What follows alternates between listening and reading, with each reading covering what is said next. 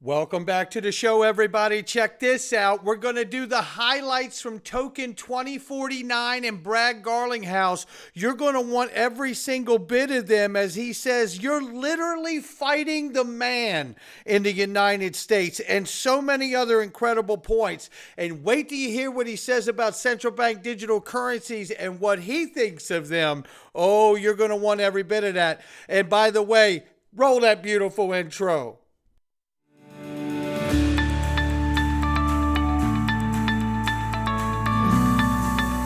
Digital Perspectives with Brad Kimes. Come on in.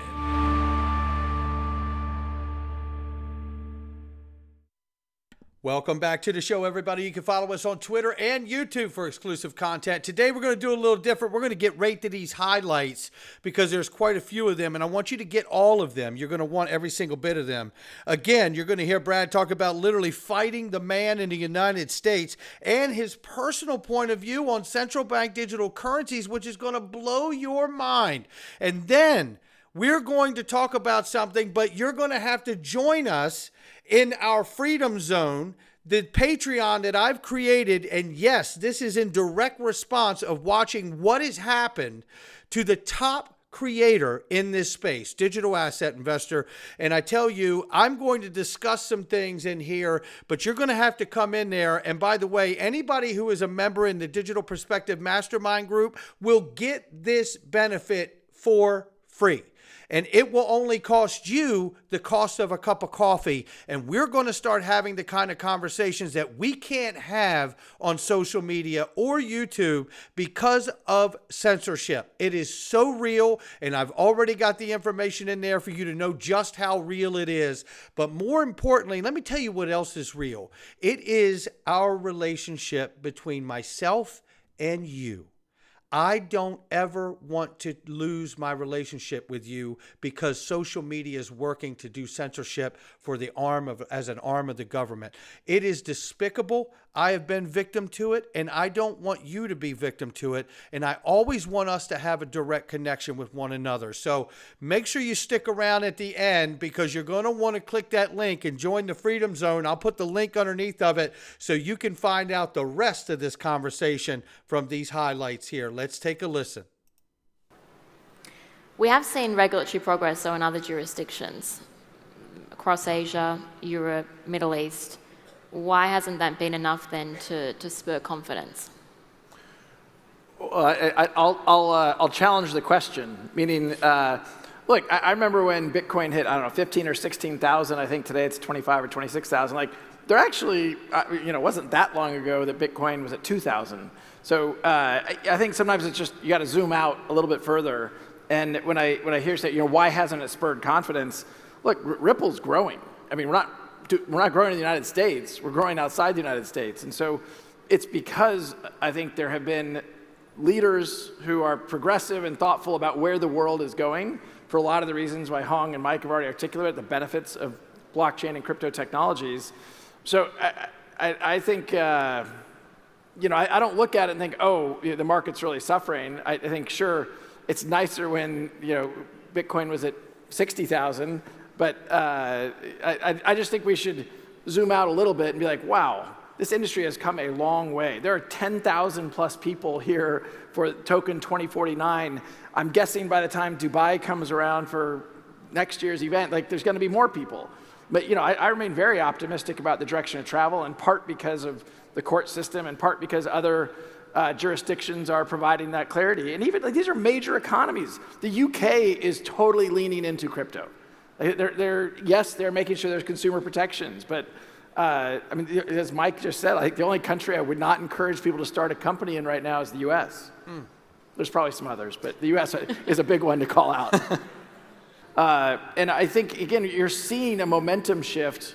I think that it used to be, a lot of judges were like, well, the SEC is always right, and they weren't fighting that. And I think you're starting to see that the tenor change. Even the Coinbase case, I'm sure people are paying attention.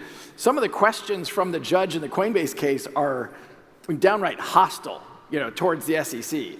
So look, the frustrating thing, and I kind of alluded to this earlier, the SEC has an unlimited budget. You're literally fighting the man.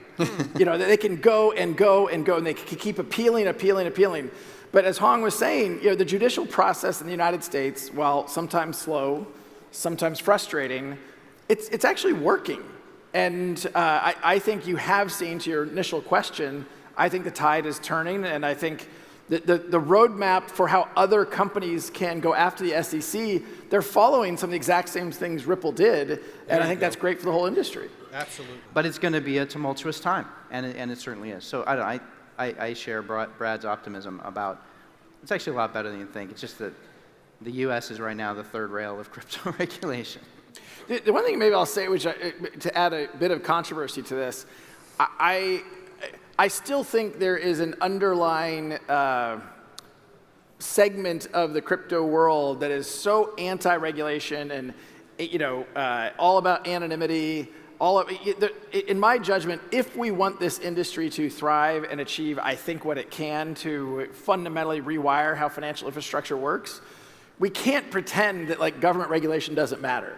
And I still think, you know, I think frankly one of the problems in the United States is you have, even within the industry, infighting, right? You've got these various you know, lobbying organizations in the United States, in Washington, D.C., with lots of members from the crypto community, and they all don't agree. And so, you know, I mean, I've been to Capitol Hill, I'm sure maybe both of you have as well. You go to a senator or a representative's office, and there have been two other crypto people in there earlier in the day saying different things than what I'm saying. And like, there's some basic things I feel like we have to agree. If we want that progress, we have to agree on some basic things. And I think, you know, I still do find categories of the crypto community fighting some of these basic regulatory frameworks.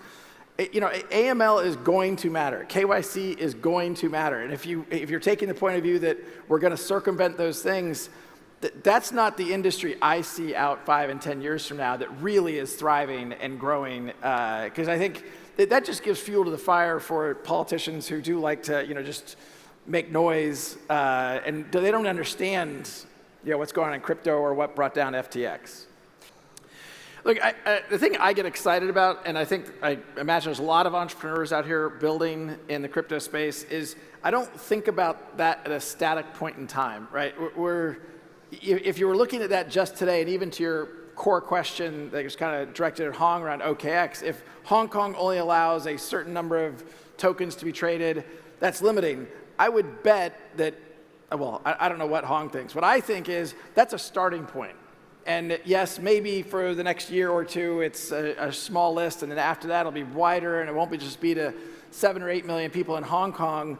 It turns out there's a few, more than 1 billion in that broader community. And look, you're betting on where the world is going to be. I fundamentally believe that where crypto is headed, where blockchain is headed, for a lot of macro factors, the wind is at our back. And you know, if we just look at profitability today, yeah, it's a lot harder to have a profitable business with, you know, less liquidity today, prices where they are. That's harder. But if you look at where I think the world is going to be a little bit further out, I'm very excited about what that looks like. Call me the optimist, call me naive, call me all those things. But I've been more right than I've been wrong. I mean, Ripple's in a very good position, so I feel good about that bet. And we're going to continue to invest and hire more people and acquire more companies. Because I believe about where the world is going. The other thing I would say is a proxy. Hire more people and acquire more companies. Oh, I love the sound of that, knowing that they're ultimately going to IPO. But listen to these last few clips here about central bank digital currencies and stable coins. This one part of Ripple's business is we work with central banks to issue central bank digital currencies. We've announced about 10 central bank deals. We're talking to a whole bunch more than that. Again, if you had told me, zoom out, if you'd told me 4 or 5 years ago we would have deals with 10 different central banks around the world to prototype, test, or launch a central bank digital currency, I'd have been like, that is incredible. There is an argument against CBDCs, though. I agree with those arguments. But central banks as a customer want to. I agree with those arguments about central bank digital currencies. Go Brad Garlinghouse. Right? He doesn't want to see a central bank digital currency that controls people. Love that. Test, they want to evaluate. In some countries will go forward and they will do it. I think it's unclear to me how that world plays out. Amen. I'll try to answer it. Look, last year or the last 12 months, and I'm cheating a little bit with how I'm counting months, but we have had major headwinds for crypto. Mike talked about FTX, Celsius, Three Arrows, certainly the SEC, more lawsuits. Like, it is massive headwinds. And oh my God, Bitcoin's at 25,000 or 20, whatever it is today. I view that as a very, very positive thing. So when you ask the question of a year from now, I don't know what the next FTX is. I hope it's not one. What I would bet, unfortunately, is I think there will be more unexpected things, and it's the resilience of the entrepreneurs in this room, and it's the resilience of these markets it's where my optimism comes from. The one maybe nugget I'll offer there is I think the stablecoin business will be a major topic a year from now because I think a lot's going to change. There you go. I think the stablecoin business is going to be something to talk about a little more than a year from now because a lot's going to change. And what might that be? Well, I can tell you right now, I have created the Freedom Zone right here, and it is in direct response to the malicious attacks I've experienced over the years of being an influencer, building this media marketing company that I have now. And it is an absolute direct reason because we've seen the largest XRP influencer wrongly suspended on a platform. And there's nothing more terrifying when this is your livelihood. You could have over 300,000 followers on a social media platform and be silenced without question. There's nothing more important than my relationship with you, every one of you. I don't take you for granted. And in fact, this is a way that I could show you that I am absolutely excited to have each and every one of you with us.